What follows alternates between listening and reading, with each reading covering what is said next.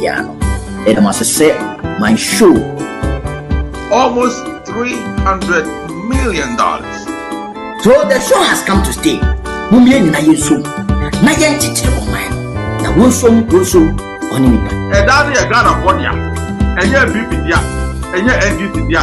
Enye obi bia dia. Pesa kufa. Because what to niamam and affecting all this. Fuel prices now what they buy. Yeah, I just NDC for car be kwa Ghana card akwaje ndai ni bi kra manasa. Mene wo ka say ya kan. Ye no nyante ya te de e kina iti pa sekra. NDC for wo be kwa fa da bi. Wo ti ben kai. Me na me ka draw. Mo pese mo hwe susu a mo nko Facebook na Instagram na YouTube na Twitch na News TV Anchor FM Yechia Ghana Food. My show is your show because a Ghana enti and a show that will be my show. And that will be the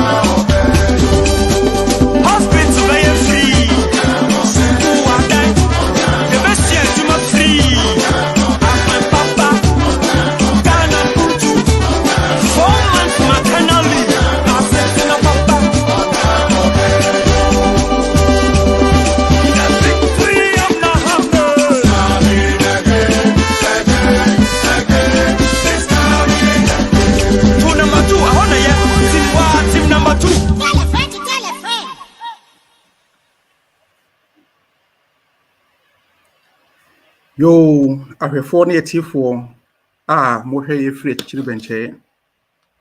Midin ede Alfred Koyoli. Emokwaba ede ba my show NDC hour program jumedi so.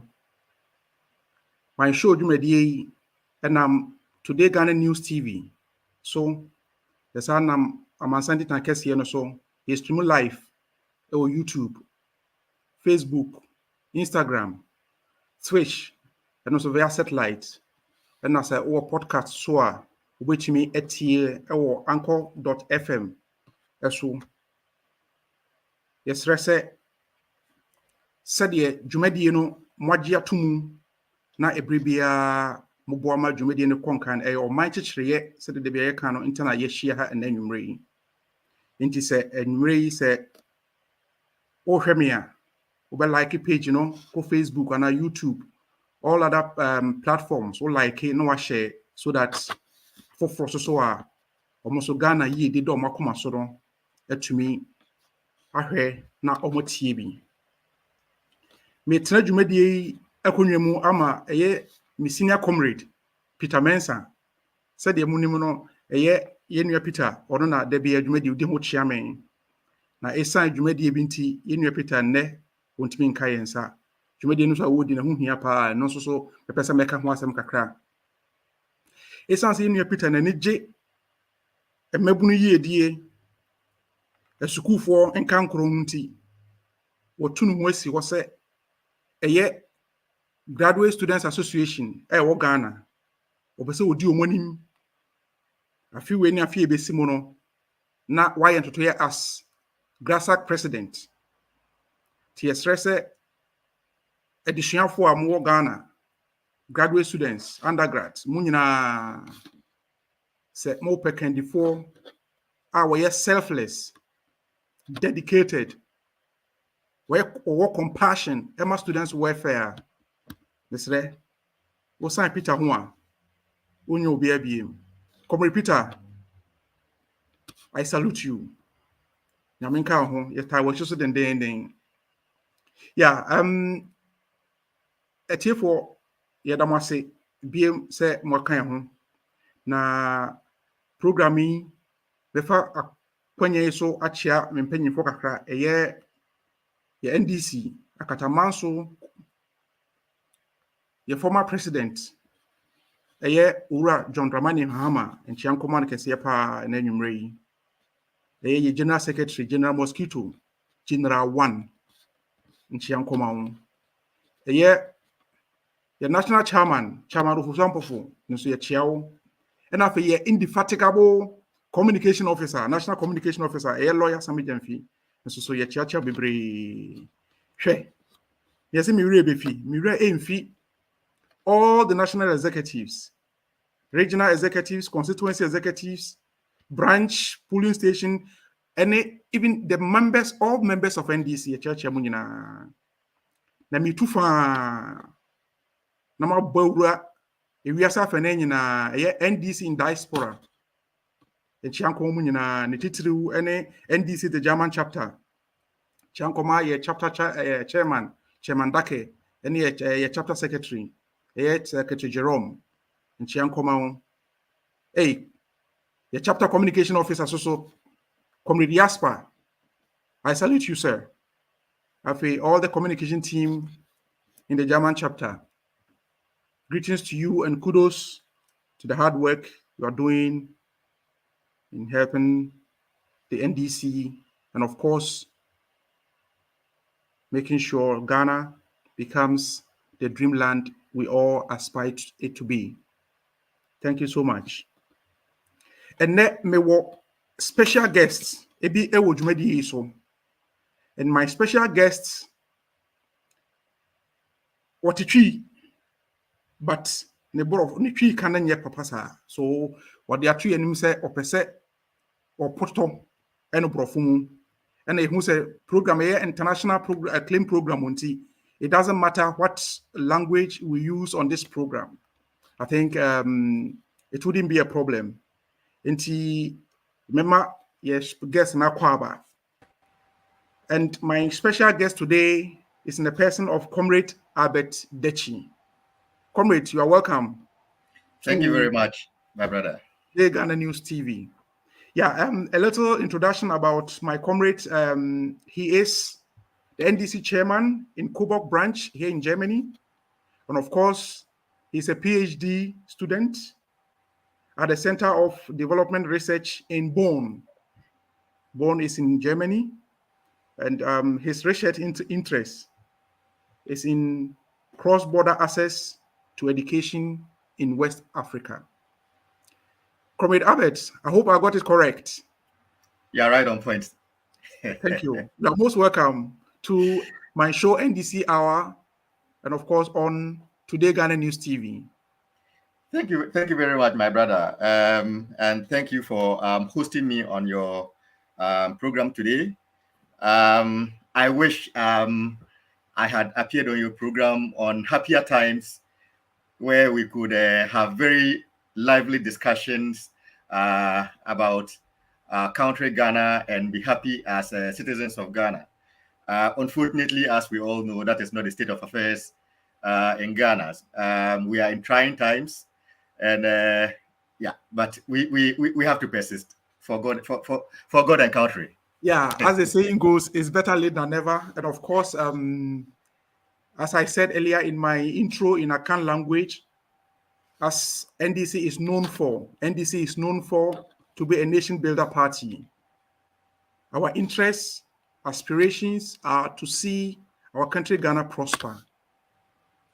That is what NDC stands for. We'll go for a commercial break, and when we return, I'll introduce the topics for today's discussion so that we can kick the ground running. So let's go for a short commercial break.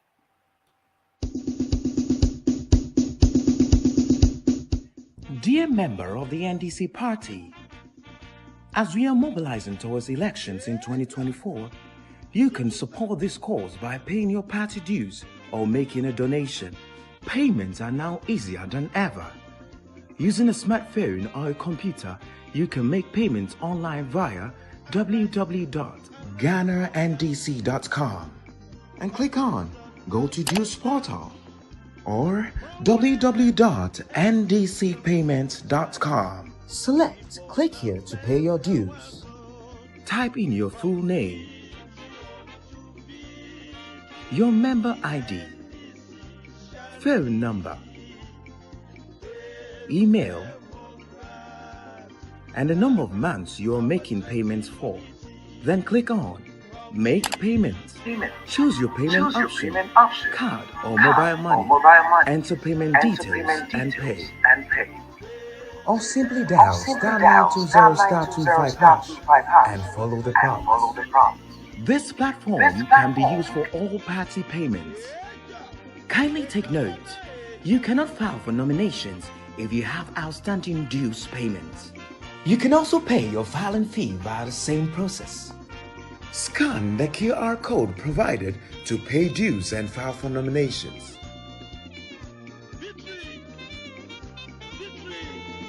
NDC, Eyezu,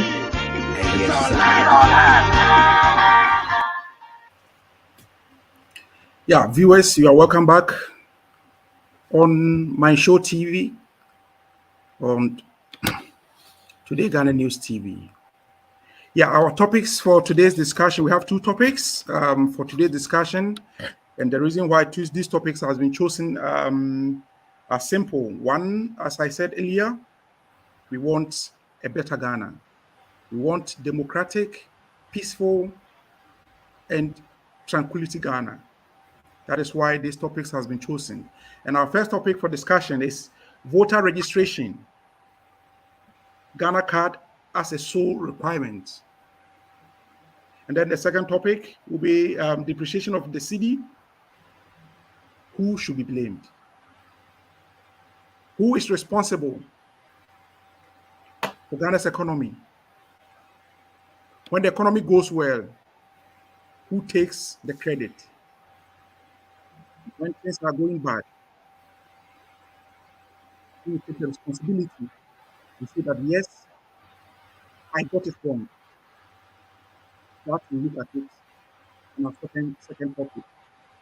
Now, Comrade Albert, the question is, what is the NDC position on the first topic? I mean, as far as voter registration exercise is concerned, and we hear that EC is saying they prefer or they intend to use only Ghana card as a sole requirement for registration. What is the NDC take on this?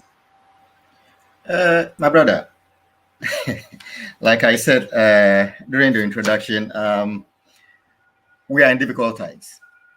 We are in trying times in Ghana, and we are at a point in our history where lots of things are happening that one asks himself or herself, how did we get here? How did Kwame Nkrumah's Ghana? How did Jerry Joel Rawlings' Ghana? How did Mills's Ghana? How did John Mahamed's Ghana get to this point where we are at this point? And when I asked myself this question, and only a few things run to my mind. Before we get to the position of NDC concerning the use of the Ghana card. I mean, if we ask ourselves, how did we get to this point? The only thing that comes to my mind is that we are currently being led by a group of people who are in power, who are incompetent, who know that they have no business being in that position in the first place, who do not want to do the job for which they have been asked to do, but who want to cling on to that power no matter the cost it has on the people of Ghana. 2, we are in this position because we have a group of electoral officers who know the conditions that brought them to be in the office in which they are right now, and who know that if we were to follow the appropriate channels, they would not be there, and who are afraid that their tenure as electoral officers is coterminous with that of the people who put them there. Yeah. So the situation that we have right now is a group of people who are self-seeking. So are they trying to please their paymasters or what? That is one. One, they are trying to do the bidding of the people who put them there.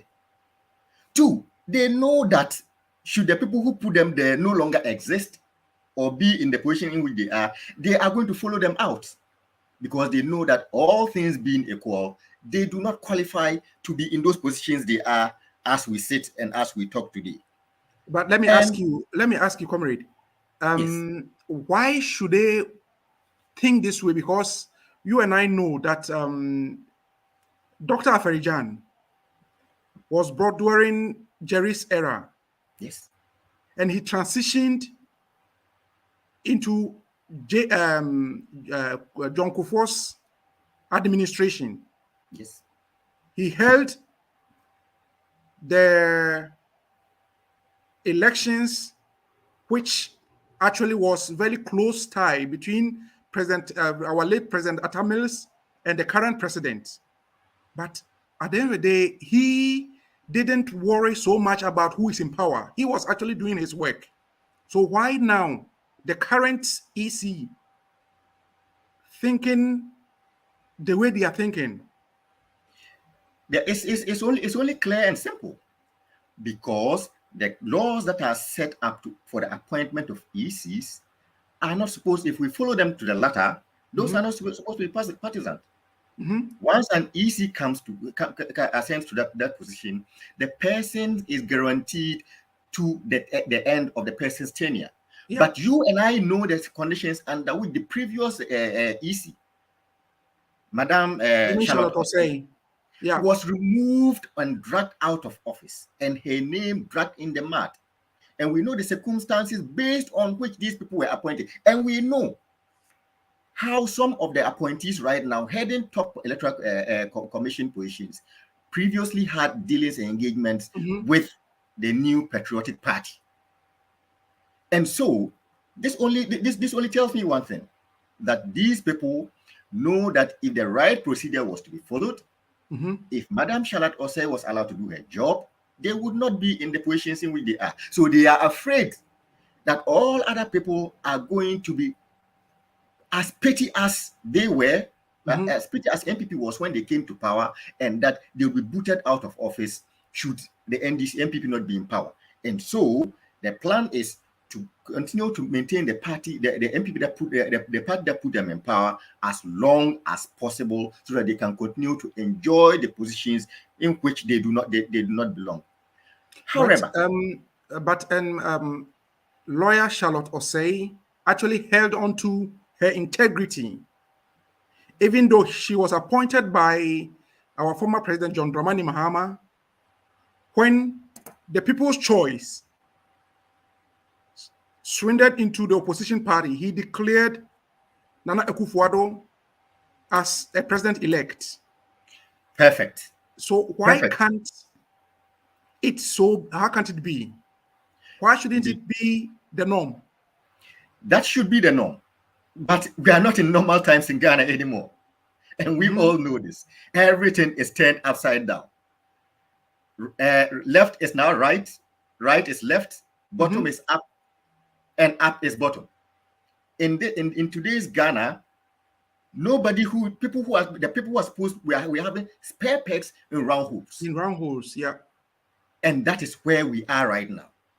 But the issue about using the Ghana card as one of the how do you call it, as the sole requirement, sole requirement for registration to be for the compilation of the voter register. For me, this is not an isolated event. This is an event that fits into a broad and grand scheme designed to, take away the mandate of Ghanaians to elect their people. And it's clear. I mean, all the things they are doing, they are no longer even doing them in secret. It's out there. Are we practicing democracy, or we are practicing? What are we actually practicing now? I think we are practicing comical democracy. Comical democracy in word, but not in practice. I mean, why do I say there's a grand scheme of things? We have seen, and I'm going to try to point out a few points, and then we can take it there from in bits and examine them. We have seen how after the 2016 elections, where MPP came to power in 2017, how they wholesale took their whole gamut of party hooligans and fixed them in our security services, trying to create a situation in Ghana where we almost appear as if we have Ghana Security Service and the MPP Security Service. Yeah. People who are working and whose allegiance is to the MPP party and not to the state Ghana. The state. And we can see it manifest. My brother, I'm sure you saw this how do you call it, video circulation on social media a few weeks ago, when a district commander was calling a police officer who was operating in his district to order, and he said he was not that he was not answerable. I saw that video. You saw that he was not answerable to him. He was answerable to some other people above him. This is, and I was when I saw that video, I was actually shocked, and I asked myself, where is the discipline in the security services? This is the situation. This is the situation we find ourselves, because that's very dangerous. Those people are no longer, do not feel compelled or obliged to serve the constitution of Ghana, under which they are supposed to work. They feel compelled to serve the people who put them in those positions. That is one. The second one is to deploy those kind of antics and machinations they did in the just ended elections, where they manipulated and cooked and concocted figures in order to be able to rig the elections. That's the second arm of it. The third part of it was how all of these things manifested after these things were cooked. They went to court. Yeah. They went to court, and we saw the kind of judgment that came from the court. Yeah, because they knew what they had done. When you say so, they say go to court. And it is getting worse, my brother. It is getting worse. Even their own national security minister said all the cases are ruled in their favor, and that is a national security threat. Threat, yeah. And now any small thing, what do we hear them say? They say, "Oh, we'll go to court." I heard the majority caucus, leader say on radio the other day that what is happening in Dom Kwabenya, that if the speaker fails to rule in the way that they wanted, they are going to court. Why do you think they say they are going to court? That brings me to the question that I was pondering over, because I remember the speaker said he will bring his ruling after Parliament resumes. And Parliament hasn't resumed. So why should they prejudge or, anticipate how the judgment is going to be? That is today's Ghana for you. That is today's Ghana. But all of these are supposed to be precursors to what is happening, because God being so good, some of us were able to also have some engagements with the Electoral Commission. Mm-hmm. I mean, I did my national service in with the Electoral Commission, and I did it at the grassroots, at the district office. Mm-hmm. And I know my experience working with the Electoral Commission, that if somebody intends, it's only a fool who tries to rig elections on elections day. Mm-hmm. Elections are rigged way ahead of the election day. Mm-hmm. The election day is just a manifestation of all the undercurrents that were done and all the background that was laid before the election day. So what we are having now, the institution or the proposed CI that they have to use Ghana card as a sole means of identification for registration. This is supposed to lay the foundation so that they can then roll out the rigging mechanism. And how do they do that? By ensuring, the first way of ensuring rigging an election is by ensuring that you disenfranchise the people, your opponents, so that they do not get themselves into the voter registration in the first place. So if they are not in the voter registration, in the voter register, they cannot vote. And if they cannot vote, only the people you want to vote would vote, and the outcome would be there. And that is why we are where we are today. But according to the proposed CI, the registration is not going to be entirely, but then they are going to do continuous registration. And this continuous registration is what they are claiming, or they are saying they will only accept the Ghana card. So my question is, if it isn't the entire register that they are going to replace, why is the NDC seeing this as a big deal? Brother, I will answer your question, but before I answer your question, I would like to conclude, the point I was making. That why does the MPP, together with the EC, why do they feel confident enough to be behaving the way they are behaving in this Ghana, in Ghana as we see today? They feel, and only one thing comes to my mind. They feel they can do this because they in their view, they think that the NDC has become soft. Really? They said it. The president today, when he was candidate, he told us that and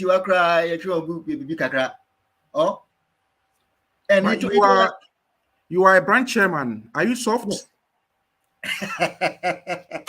My brother, we will show them that we are not soft. Oh, okay. You know, when I was little, my mother used to tell me this proverb that I'm sorry, I hope you have taken your dinner already. No, right? No worries. Yeah. If you haven't, I hope this doesn't ruin your dinner. It wouldn't. No worries. My mother used to tell me a proverb that it is the soft part of your anus that feces passes when it wants to come out. So the MPP have identified the NDC as soft, and that is why they are pushing all this their shit. They are trying to push it down on us because, per their interpretation, NDC is soft. But they will be surprised. They will be surprised because the NDC is not as soft as they think we are. You know, because let me just add this. Let me just chip in this other proverb. Maybe it will lighten your day. My people have a proverb that if I hope this doesn't get us into trouble. That if you are having sex with a mad woman and she is not crying, you do not use a stick. You don't use a stick in order to aggravate her to cry. But that is the point we have reached right now, because they have been mistreating us and we have been quiet. They now want to use stick to test the limits to which we can reach. But like I said, my brother, we are wide awake. We have seen all the machinations, and we are going to match them boot for boot. Now, the EC says that the CI that they are laying, that it is only for continuous registration. And that there's nothing at all about this. So why are we complaining? Now, my brother, Regulation 33 of the CI, of this current CI, that they are hoping to lay before the committee in Parliament. Once that is laid and becomes law, it repeals all previous regulations that were used to conduct elections in Ghana. And that includes the current the CI that was used to compile this current voter register. Oh, okay. And we know from the judgments of Abu Ramadan series of cases, where Abu Ramadan took the EC to court and challenged the use of the National Health Insurance Scheme, the National Health Insurance Card, as an identity card that can be used for registration, and the court ruled in his favor. And he went back to court and went and asked that, in that respect, anybody who has used the National Health Insurance Card, the person should be expunged from the register. From the register. And that was done. So we can see that we can see the path that is being laid. It is a double-tiered path. And see, the Nigerians say that a guy can never guy a gayoyo. They think they are being smart, but before they think, we have already thought in advance. The fact of the matter is that they want to slip this in, as if they want to do continuous registration. Why? In the 2020 elections, it made provision for continuous registration. So why are we not using that CI? Why is that CI no longer fit for purpose? And we are putting this. Yeah. It is only because they want this. They want this to slide, and now they would poke somebody to take it to court, so that they will say that in this current that anybody who have not registered with a Ghana card, the person should be expunged from the current register, and then it will create an avenue whereby it will be chaos, and then most people will be taken out of register, creating a situation where they can compile a new register altogether. We know this. So please, that is not even, it's a non-starter. We shouldn't go there, because we know where they are going and the signs are there. But the Ghana card issuance is also not too easy for Ghanaians to access, right? As for the how do you call it, the case of the Ghana card and its issuance, see, the first thing that one should even consider is the fact that that card is issued by the National Identification Authority. Yes. The National Identification Authority is not answerable to the EC. And they are authority. They are authority. They are not even the minister. When the Minister of Communications, I think the National Identification Authority is supposed to be the Minister of Communication, right? When the Minister of Communications went and issued their deadlines and everything, and people asked the NIA, what did they say? They said they are not answerable to anybody. They work with their own deadlines. So nobody can tell them what to do, when to do it, and how to do it. So why would the EC be working with people who they don't have, who they are not answerable to? So if the National Identification Authority is unable to do that, and so what? Look, as we sit here, my brother, I don't have a Ghana card. It's not because I don't want to have a Ghana card. I was in Ghana recently. I went to the regional. There was only one registration center in Upper West, in my home region. Only one registration center in the whole Upper West. I went there as early as 4 a.m. And I was told that I was late because some people slept there. I tried to use all the protocols that were at my. I could not get the Ghana card. Now, why? But why is this an issue?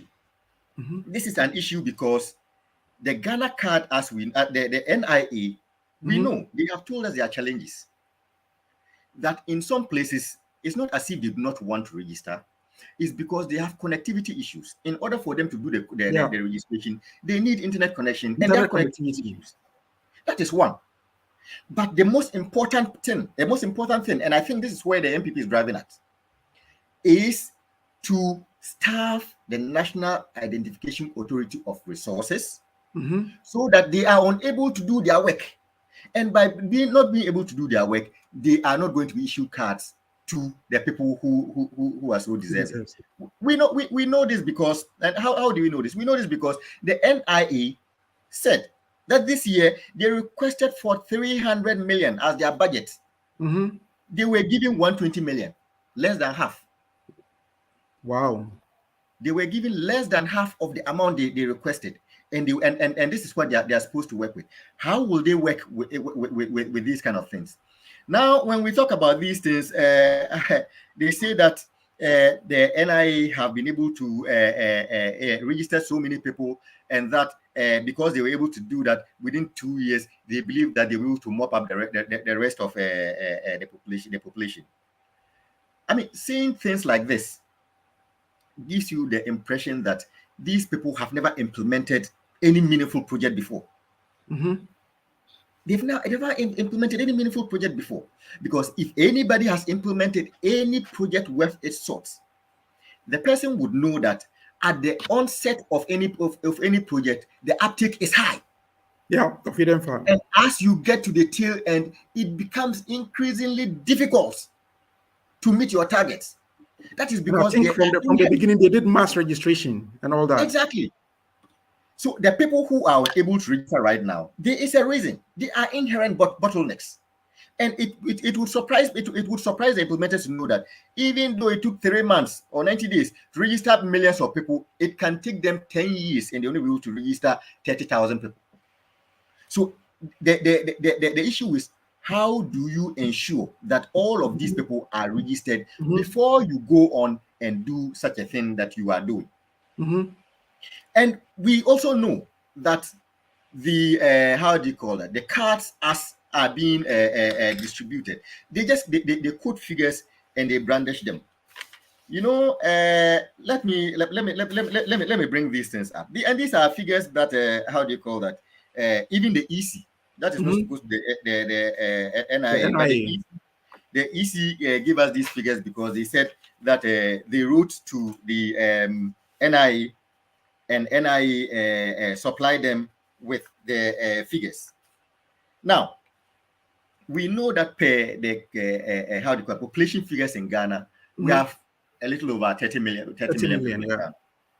Out of this, we know that about 19.9 million people are eligible to get, that's 15 years plus, who can get the Ghana card. And that's as of 3rd August this month. Yes. That 17,138,609 people had been registered for the Ghana cards. And that out of this, 16,567,460 had been issued with their Ghana cards. But these figures, as they are giving, they are talking about the cards, people who have been registered and who have been issued cards. These do not take care of non-Ghanaians who have been registered and issued cards. Okay. Yeah. It does not take care of. Remember that the NIA is registering people who are 15 years plus. One can only enter the voter registration when you are 18 years plus. So these figures they are mentioning include people who are not supposed to be on the voter register. So when they come out and they say, "Oh, we think we have less than 2 million people," it's not true. It's not true. Yeah. It's not true. Yeah. They have way much more people to register than they have. But this is the more important thing. The more important thing is that the distribution of people who have the Ghana card is skewed. Most of the people who have the Ghana cards right now are people who are in urban centers. And we know that the stronghold of NDC traditionally is in the rural areas. And this is where the people who are supposed to have the Ghana, who do not have the Ghana cards reside. And we have the evidence from Adaklu. We have the evidence from Adaklu where we know that the population of 2021 was supposed to be 38,649. Mm-hmm. Out of these people, those who are eligible to vote are 24,799. My brother, do you know how many people have been registered for Ghana cards? Tell me, unless you tell me. 2,534 out of 24,799 people who are eligible. Only 2,534 people have been registered. That's a serious. Out of these people, only 1,844 have been issued cards in Adaklu. Yeah, that brings me to my next question, because I know that EC cannot do anything in isolation. It can't do anything unilaterally. There is a body called IPAC, and I overheard that, or I've heard that NDC for some time now doesn't go to IPAC's meeting, and at this meeting is where things concerning electoral reforms are being discussed. So why is NDC failing to appear at IPAC meetings? My brother, you see, these people, they set their own questions, answer the questions, and they give themselves 100%, and they clap us for themselves. Why is the NDC not attending IPAC? Everybody knows why the NDC is not attending IPAC. Nobody, not everybody knows. Everybody, my brother, those who are asking those questions, the Electoral Commission knows why NDC is not at IPAC. The political party, all other political parties know why NDC is not at IPAC. That is NDC, and I'll explain. NDC is not at IPAC because the function or the way that IPAC functions today is not functioning as it was designed to function. To be. Oh, okay. IPAC was designed to be a point of deliberation where political parties meet and deliberate over electoral affairs and judge or reach consensus before whatever they are doing is implemented by the EC. Now, since Madame Charlotte Osei was taken out of power, and these self-seeking people came into took over the reins of that office, what they have done have been to turn IPAC into an information dissemination center where they call political parties, they come and they inform them that this is what we want to do, and nobody's contribution is taken on board. And so NDC said, if that is the case, then there's no need coming for us to be wasting fuel to transport ourselves from our offices to your place, only for you to tell us information. If that is the case, you have our address. Anytime you have information to tell us, just write a letter to us and we'll read. Rather than parading ourselves to your office only for you to tell us things, and we are not and will not be allowed to participate in. Oh, okay. And having said that, it's not as if NDC said that and decided that, oh, we are not open at all to attending IPAC. NDC have always said that we are ready to come in as far as the EC is willing to listen to us. And it is clear that over the past during the course of the past 6 months, there have been not one, not two, more than 2 instances where the AU, development partners, civil society organizations, National Peace Council have tried to engage with NDC, the other political parties, and the EC in order to resolve that issue and bring NDC back to IPAC. On all of those occasions, when things are going smoothly and they get to a point where they have to bring in EC says they are not available. EC says they are not available. So, but they are not available, but they can be drafting CIs and they can be appearing on radio talk shows and TV talk shows and be giving commentary, but they're not available to meet National Peace Council. They're not available to meet civil society organizations. They're not available to meet any other people, but they have time for all of this. So who is it? Who doesn't want NDC to be at IPAC? Is it NDC or the Electoral Commission? But we know how they intend to operate because this CI has exposed them. The laying of the CI has exposed them because in passing this CI, they wrote to NDC as usual, telling NDC to nominate or to bring somebody to be on the judicial committee. And that is where these things like this CI Yeah. That is where they jaw on these things before they are put together, compiled into a CI, and then laid in Parliament. Now, NDC apparently nominated Alhaji Hudu Yahya to be on that board, only for him to go to attend that meeting, and they say, "Oh, the meeting you are coming for, we've cancelled it." He went back hoping to hear anything from them. The next thing that they had, the CI was laid in a preliminary. They said this is a preliminary laying stage. It's not laid yet, but it was laid. It's already been laid with a committee in Parliament, and they are saying that, "Oh, don't worry, you wait. After it becomes law, then you now come and we now talk. Talk about what again? How? Talk about what?" And we know that even the CI and the implementation of whatever they are talking about right now, we know the chaos that this is going to create. And that is why, and no mean a person than Dr. Aferijan, of all people, who have been minding his own business, doing his farming, resting in his corner. They have had to drag this man out so that he will speak about this, because he knows where this is leading to. Now, yeah, but let me come to my next question, because time is actually running out. The subsidiary legislation in Parliament, yes, this committee is being chaired by an NDC. Yes, and of course the CI being laid in Parliament is going to this subsidiary legislation committee. Yes. So why are they not fighting this CI over there? Because Parliament is known to be a house where debates goes on, and then resolutions or working papers are being worked on, corrections are being made, and all that. Why can't we fight it over there? The problem is because of what they are introducing. In fact, that committee is chaired by no mean a person than Honorable Dominic Anyine, our former how do you call that?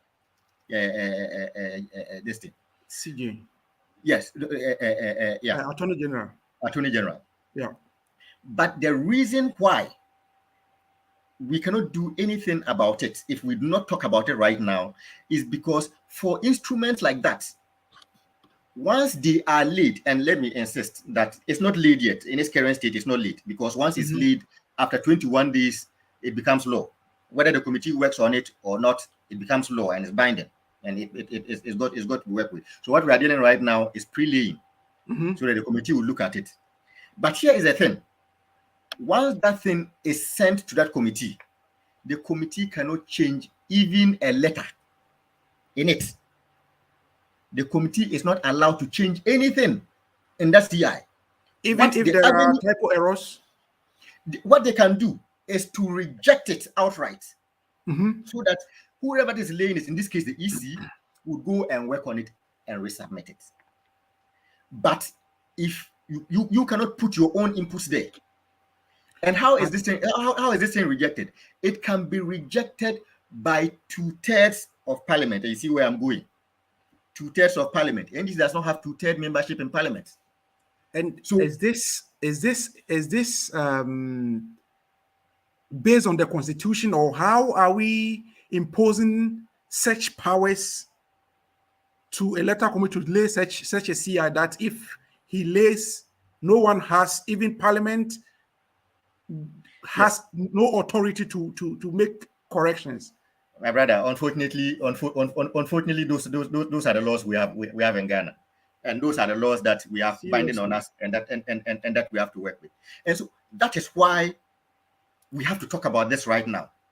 That is why we have to kick and fight this at this particular point before it becomes something that we can no longer control. Okay, as we want to kick and fight this, I want to go for a short commercial break. When I return, then I'll read some messages, and then we proceed to our next topic.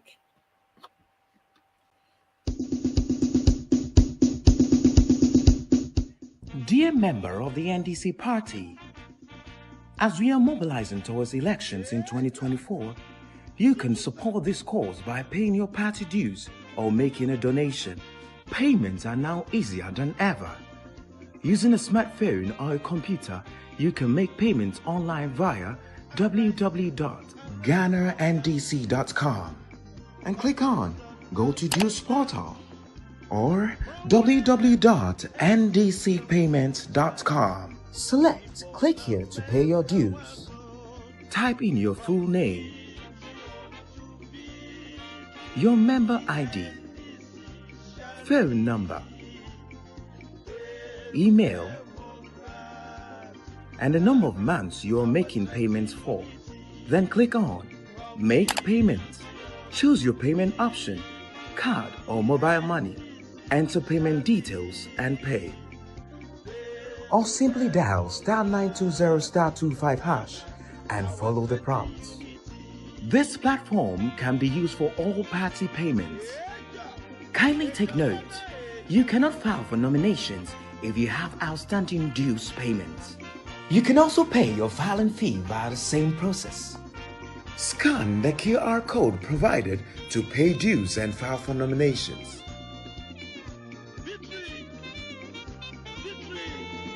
NDC, Eyezu,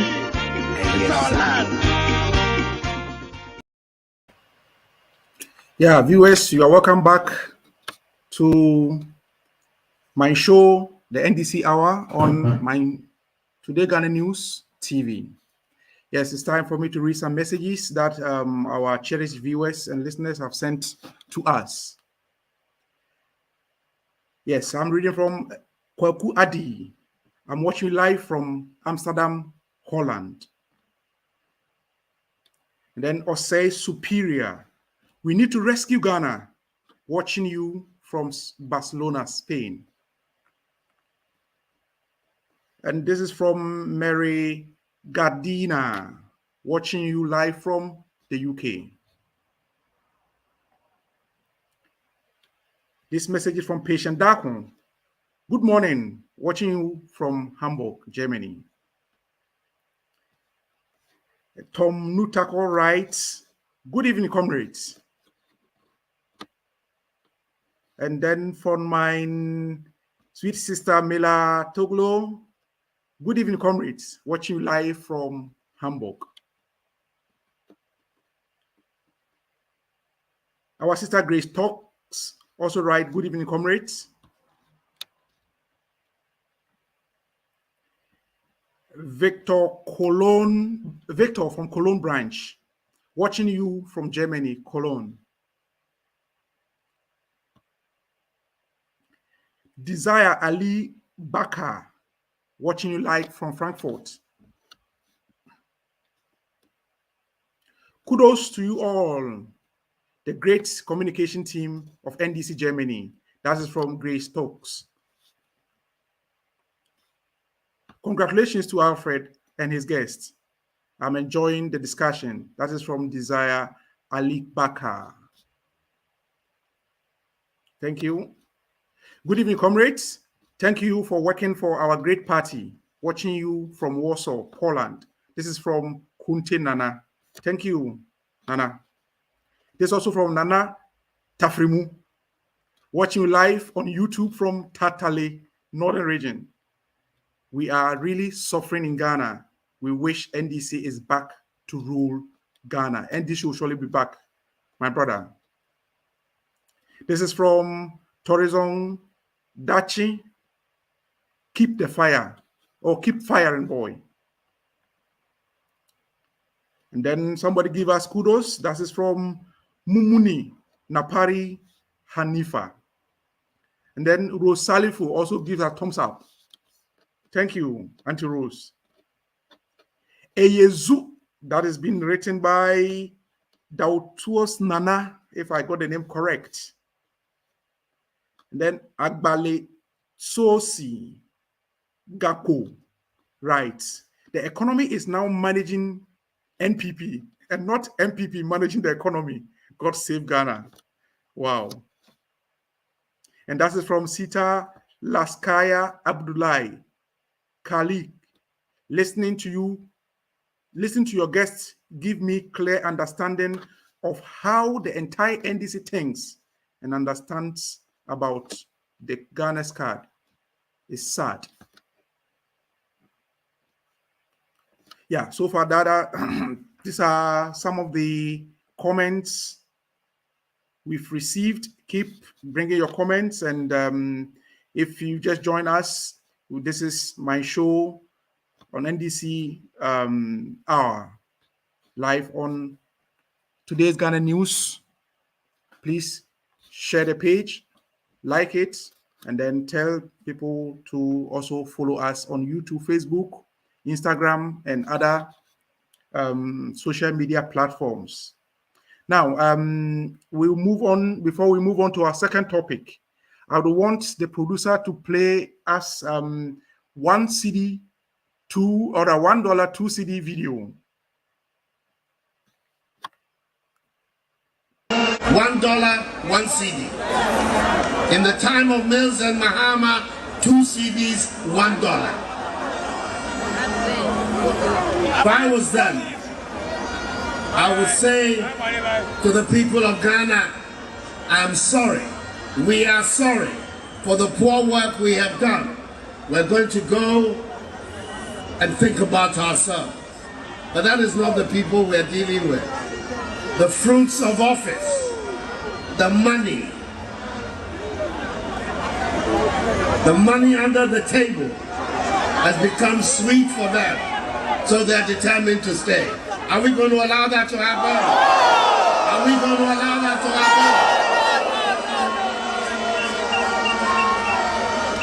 happen? In Kufuor's time, one of the people who advised and helped him develop a strong CD was my running mate, Muhammadu Bawumia. Then he was deputy governor of the Bank of Ghana.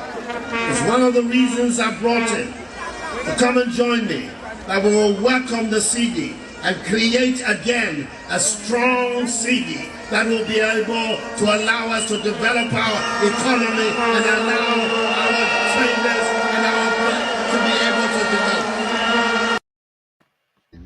I am a boy Ghana.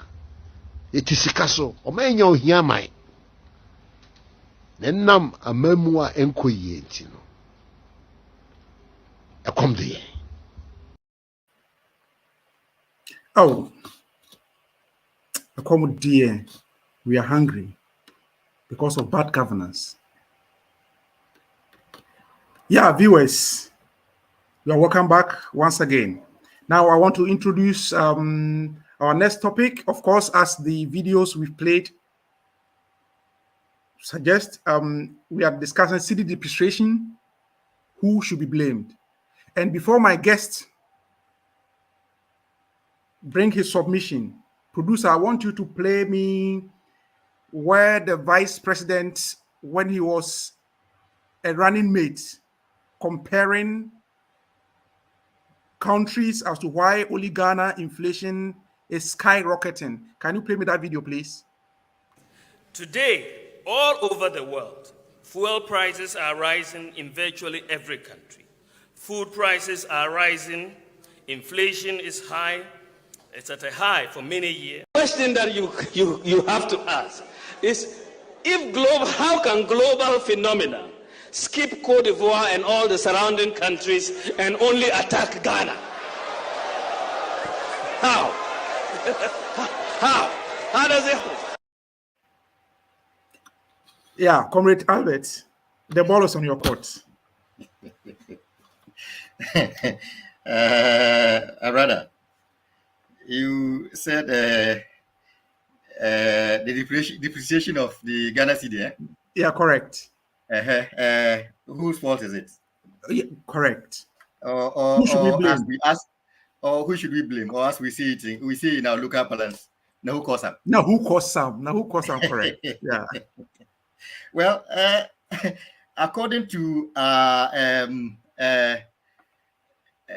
economic measure, economic wasted.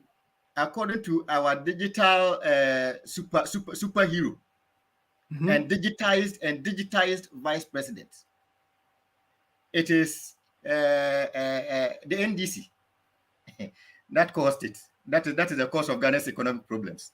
The NDC and Russia and Ukraine war. Those are the ones that are responsible for our current situation. Because as for them, they never do anything wrong. Everything they do is right. So if there's any problem, it's always from some other people and not themselves. You see, I don't know. Did you do a bit of sports when you were in school? Yes, I did a bit of sports. You see, this NPP government, it's like that athlete who would come to run 100 meters. Mm-hmm. And before the race starts, he would go about asking people to clap for him. Yeah. Clap for him, clap for him, clap for him. And they start in less than 20 meters, he will hold his hamstring and limp, say muscle pull, get out and remove his spikes and be blaming the spikes, blaming the ground, blaming all other people minus themselves. No, but yeah. That's the situation of this government. It's only somebody else who caused it. It's not them. The thing is, look, I will not be a hypocrite and sit here and tell you that Ghana's economy have been fantabulous since independence, and that everything have been smooth sailing before this government came to power. I mean, the evidence is there that going to how do you call that? IMF right now is our 17th time, and considering, and if we put it together, if we do the averages from independence till now, it shows clearly that in the average every 4 years we go to the IMF. So going to the IMF, it's nothing new. Going to the IMF is nothing new. People have done it before. Rollins did it. Kufuor did it. Mills did it. Mahama did it. So going to the IMF is not a problem. The CD appreciating or the CD depreciating against the dollar or other international currencies is nothing new. But we have always known this from the little economics I did in my high school. They told us, and even if we have forgotten that, our how do you call that? President told us when he was in opposition that it is because we are operating a Georgesburg economy, which means we are operating an economy whereby we are solely dependent on raw materials, which we export to the international market. And so because of that, anytime there are shocks with those raw materials or unprocessed materials that we export to the international market, we struggle. Our CD depreciates, and then we struggle. And because of that, he told us that he was going to move us from a taxation economy to a production economy. Yeah, right. And when our digitalized vice president now was when they assumed power, he told us that when they came to when they assumed office, that the CD was running, and that they have arrested it. Yeah, and giving the keys to the IGP. The IGP then to keep. He should check whether the key is still with the IGP. Maybe the IGP has misplaced the key, because right now the CD is not running; it's flying. It's skyrocketing. It is flying, my brother, like an eagle. It is. We can't even arrest it anymore. It's no longer within our domain. But why did we come to this point? I will tell you how we came to this point.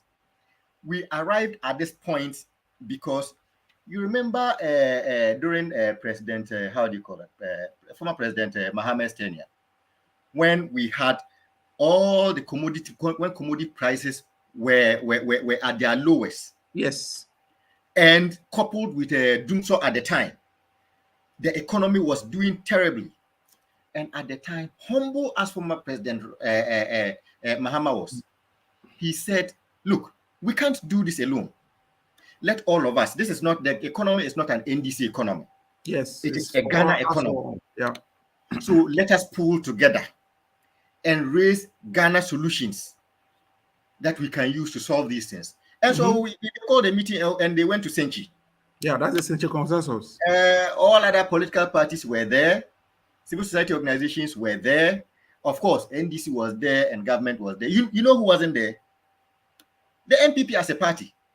They refused. They said it is not their duty to be telling government what to do. Government should go and provide solutions. Of course, some individuals within NPP came, but did not come in the name of the party.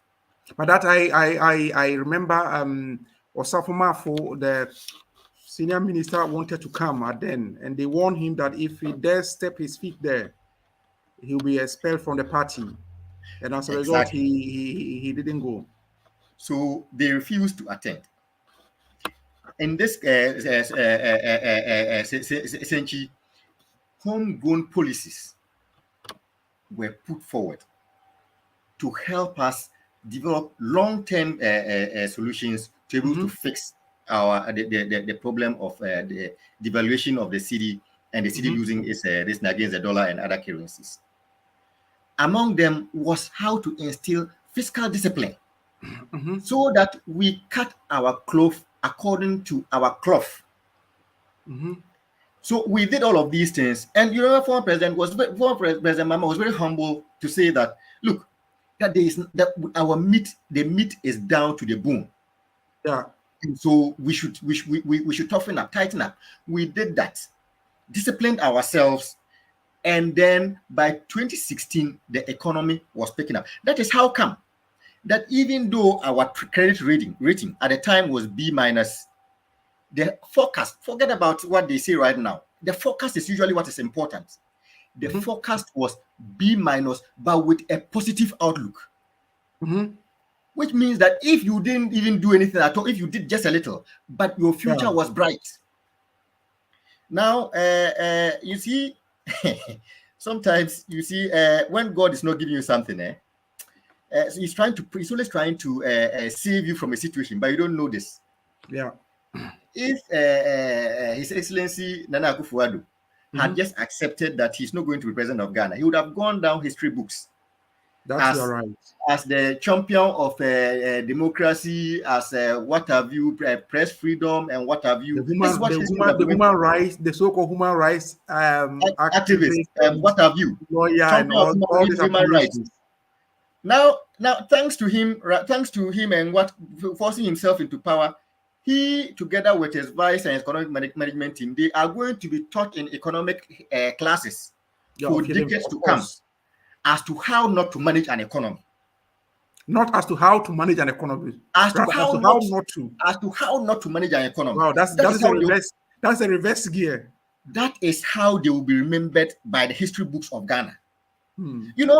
Because when they came, because of all the austerity measures, when government decided that because we are in this situation, we're not going to be employing many more people to bloat government wage bill. We'll only employ people as and when there are vacancies. You remember, except for the education and the health and security services. This people said it's IMF policy, IMF conditionality, that the NDC have gone to bring hardships. We said, we are not going to borrow beyond a certain amount because this is the only amount we have. They said, NDC doesn't want to do whatever. So they came with positive outlook in 2017, 2018. All the hard work that was done by Mahama was beginning to yield results. And then we started growing astronomically. God bless them. We had 2 more oil fields coming to join. So we had 3 more oil fields. Boosting. So our revenue was good. And because of the hard work of President Mahama, our economy was cruising. Now, what did they do? Instead of continuing with the discipline that the actual NDC administration put in place, they ran to the IMF. They ran to the IMF and went and told the IMF that, you see, even though we had a 4-year program with you, we no longer want to be part of that program. So you let us be. If you look at how we are going, we can manage our affairs. So let us be. You see, the IMF is not a prison. So IMF said, if that's what you are saying, you go. Now, when they were allowed to go, what did they do? The first thing they did was run to international market to go and borrow. Mind you, before they came to power, they were accusing former President Mahama of borrowing, that he was borrowing too much, but as of 2016, our debt in Ghana from Kwame Nkrumah's time to 2016 was 120 billion. Was 120 billion. as of from independence to 2016. Mm-hmm. Today, as we speak, you know what our debt is? 393 billion, which means more than three times. Between 2017 and now, as we sit, 2022, the MPP government alone has borrowed 273 billion. But what happens to the Ghana Beyond Aid mantra that Akufo-Addo was preaching? I'm surprised you are asking about mantra. recently, they told us that all the things that they talk about, that they don't really mean them. Really? When they said how do you call that? One district, one dam, one district, one factory. That one constituency, one dam. That they were just used for one constituency, one million, whatever. Exactly. That all of those things, they are what you call the mantra. They are not things they aim to do. So this is the situation that we have, and because of what they have, what they have done, what they did, and the excessive borrowing that they did. Now, mind you, we have about close to 50% of our debt is owed. We owe to external borrowers. Most of these people are institutional borrowers. My economics teacher used to tell me that a country cannot have internal debt. Mm-hmm. That because if it has internal debt, what it needs to do is to print more money and then offset it. Offset it, yeah. And that brings also inflation. But when you print more money to offset it, and your borrowers are not, they don't want their money. They didn't give you the money in cedis. They want their money in dollars. How do you do that? They have to go and buy the dollar. Exchange. You need to get the dollar. Now, if you don't have it, how do you get it? That is why we are where we are right now. Because the external borrowers who gave us money, they have noticed that in the entire world, the whole world, it's not now. It's no longer even Ghana, Cote d'Ivoire, West Africa, what have you. The whole world. The country, if you talk about the countries that are at risk of debt default, that means they owe people money and they cannot pay. Apart from Sri Lanka, and we know what Sri Lanka is. Yeah. It's almost a failed country. Apart from Sri Lanka, Ghana is second. Wow. So in all this, what effect does it have? What effect does it have on an ordinary Ghanaian? Let me tell you what that results in. Because the external borrowers realize this, they don't want to go down with a sinking ship. So they are all saying, my friend, if that is the case, please give my money. I'm not going to wait until you people default. Give my money, let me go. And they are all rushing for their money. And we don't have it. That is why we are where we are right now. That is why we are where we are right now, whereby people, if they say, and they say Russia and Ukraine is also a contributory factor. I just checked. I checked a few moments ago. Ukraine, where the bombs are landing. Yeah, the inflation in Ukraine is less than 25%. Wow. Russia, inflation is less than 15%, and these are the two countries that are fighting. Inflation in Ghana is about 30%. And I wonder, until Russia-Ukraine war, I never heard much about Ghana's economy being dependent on Ukraine or Russia. What is it? What is it exactly that we import from Ukraine or from Russia? Maybe, I don't know, cassava or the plantain. No, you brother, have to tell me. My brother, you know where Ukraine is. You know where Ukraine is. They experience winter for almost half of the year. If we start talking about Ukraine, our dependence on Ukraine, we should be ashamed of ourselves. Look, you know that the biggest contributor to how do you call that? One of the biggest contributors to our current state of inflation, food inflation. Food inflation. We don't. What do we import? Maybe import food, maybe flour, flour for making bread. Maybe that is what we import from Ukraine. But granted, that we even say that we import our food from Ukraine, are we not ashamed that a country that has winter, snow is falling for about half of a year, and Ghana, has the whole year to produce food. We have spent more than 4 years touting planting for food and jobs. And somebody told us that because of planting for food and jobs, the farmers in northern Ghana, right now, they can afford to buy zinc. They can afford to buy motorbike. Before food and plant for food and jobs, they couldn't afford these things. And that these flagship programs, those are upon all of those things, we are still depending on Ukraine and Russia for our food. Are we not ashamed of ourselves when we make such excuses? All the money that we have borrowed, where is the money? I have one question, probably maybe the last question for you. But before this question, I want the producer to play us a video where our president was promising Ghanaians or the electorate of, so to say, Cana or the heaven in Ghana. Producer, can you play me that video?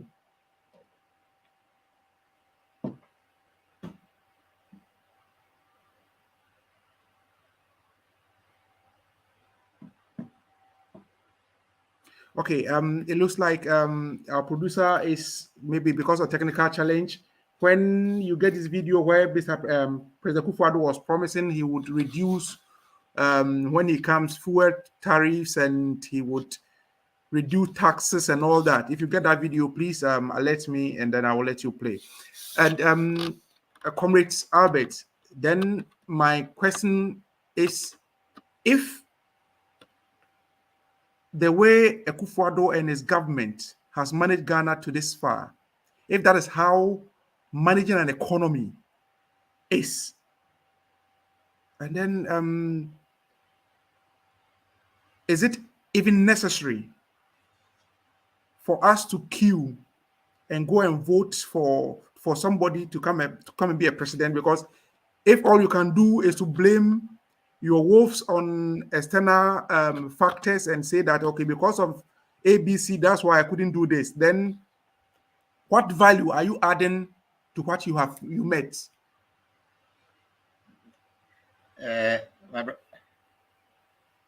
Yes. As for I'm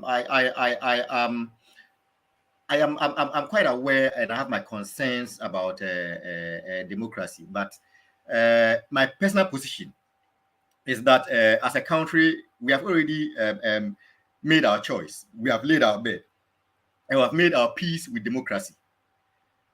And that is the route that we have chosen to go. So as for queuing to vote, I think that is no longer an option for now. That is no longer an issue for discussion. In fact, the NDC as a party exists because we believe in democracy and then in the tenets of democracy and all that. It is worth voting. What is worth doing is voting for the right person. Mm-hmm.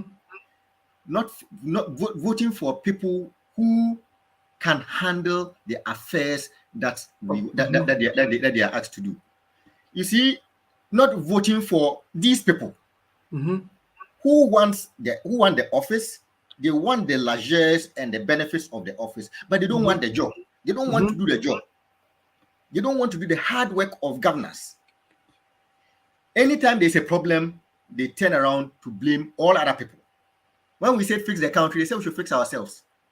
That's they insult us too. They say we should fix ourselves. They said no. They don't have it. They haven't done anything wrong. We should fix ourselves. They brought e-levy. We said, oh, this thing is going to be a hardship on us.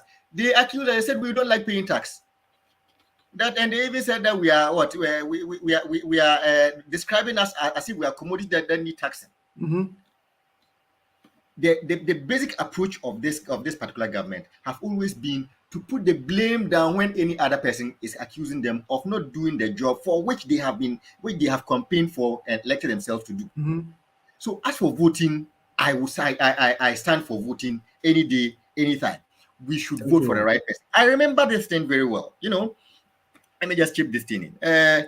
When we were working on our constitution reform, I remember former President Kufuor was interviewed and they asked him about his views. There were some Ghanaians who felt that we should increase the number of years that a government serves from 4 years to something like 6 years. 6 or 7. Because the thinking was that 4 years is just not enough to do anything. Mm-hmm.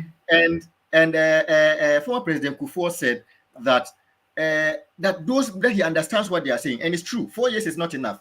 But those making those propositions are making those thinking that we are always going to have good governments that we wish to stay in power for long. That a time will come when we have governments that we cannot afford to spend 1 year with, and this is where we are today.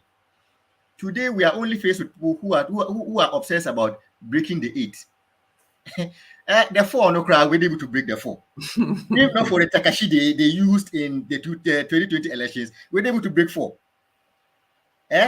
Mm-hmm. I am sure that even if NDC say we will not vote today and ask only MPP to go and vote, and they conduct a referendum, yes or no, should they keep President Nanado in office, he will still lose. So in few words, our time is fast spent. I know NDC is eyeing the 2024 elections. In few words, what is NDC going to bring on board to turn the fortunes of Ghana around? My brother, Ghana belongs to all of us. Ghana is not that it doesn't belong to one political party. It belongs to all of us. The work and handiwork of the NDC government is clear. NDC, first of all, promised and delivered, if nothing at all, honest leadership. Mm-hmm. When former President Mahama was saddled with the issue of Dumso, mm-hmm. he agreed that this is not my doing, but I will fix it. Yeah. Did he not fix Dumso? And he fixed it, yeah. Anytime we had a problem, the NDC stood up and we counted. When we had our problems with how do you call that? With the depreciation of our currency and everything, we said we were going to fix it. Did we not fix it before we left office? It was fixed. Thank you. So NDC is not going to offer or propound the populist governance that we are being saddled with today. Integrity is important in politics. Honesty is important in politics. Justice is important in politics. And these are the things that NDC stand for. And these are the leadership skills that the NDC is going to bring to power come 2024.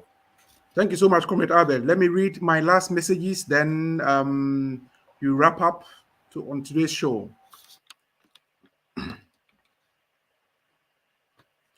Yes, we have a message from Tom Nutako. They gave the keys to the old IGP. Baolaya is a disgrace to all hard-working PhD holders who worked so hard on their dissertations and defended their work. This is from Torreson Dachi. The vice president is like he knows next to nothing about economics. And boss knows nothing about governance. Ghana has taken 10 steps backwards, crying for my country. From Mila, well done, comrades. I'm enjoying the show. Thank you, comrades.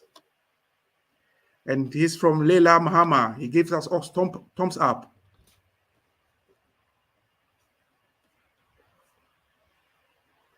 And Rosmond Salifu also gave us kudos. Yeah, so far that is all. Viewers, our time is fast spent, and we'll go to Comrade Albert for his closing remarks. Yeah, so thank you very much, my brother, for having me on your show today. It was really a lovely discussion, and I'm sure that next time when we are discussing, we are going to be discussing happier issues and not sad issues.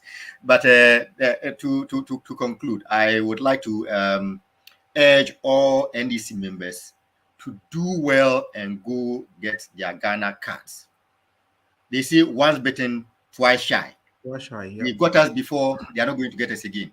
We are not going to fall for any deceit or any manipulations come 2024, and we are going to kick them out of power. So first and first, get your Ghana cards. And I am going to implore all NDC members and all Ghanaians, especially those who are not NDC, that as our youth anthem says, that we should arise, Ghana youth. This is the time for us to get up and be counted. This is not the time to sit idle, aloof, and expect any other person to do anything for us. Posterity is looking up to us. If we are not diligent, if we are not vigilant, if we do not put our shoulders to the wheel and allow the state of affairs in Ghana to continue and deteriorate any further, posterity and the blood of posterity is going to be on our hands. So all of us should arise. All of us should pick up the axe. All of us should work for the development of motherland Ghana. And let's ensure that come election 2024, we boot this government so that they do not even get the scent of power or get to sniff the Jubilee House or the Flagstaff House. And that when NDC assumes power, with the assistance of all Ghanaians, Ghana shall be returned to its rightful place where it belongs as the star of Africa and as the star of the League of Nations. Thank you very much, my brother, for having me today. Thank you so much, Comrade Albert Dechi, the chairman, NDC chairman in Coburg branch, Germany. Thank you for joining us today. Thank you for your service to the NDC, the Greater Katamanso Party, and of course, Mother Ghana. It's for God and country. Mr. Producer, can you play me my last video where this Ga woman was saying some Ga, he was speaking some Ga that I really didn't understand. Can you play that video for me so that I can wrap up?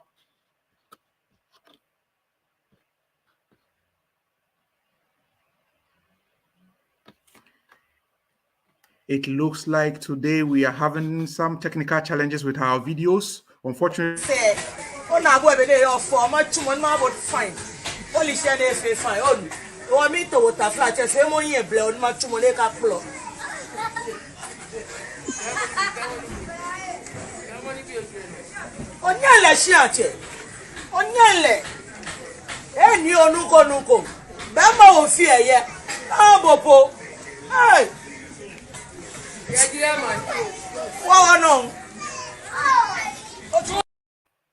thank you, Mr. Producer. I don't understand Gamentega, but I believe that as Mama Miki or Pa J. Macho, former President John Dramani Mahama, because of her memoir, President Mahama Ebebuye, if you are Brother Far Benga, April 2016. Now, MPP for the Nada, Ebeje, a memoir, baby, a dear Kudru in Ukraine, Ghana, any watchophobia, Ajinya Kupon, any John Dramani Mahama. I remember once the president, our former president said prosperity will be his judge. And I can say that his prosperity has come so quick. Viewers, thank you for joining us on my show, NDC Hour, on Today Ghana News TV. We'll bring this program to you same time next week. Until then, I say goodbye. Ciao.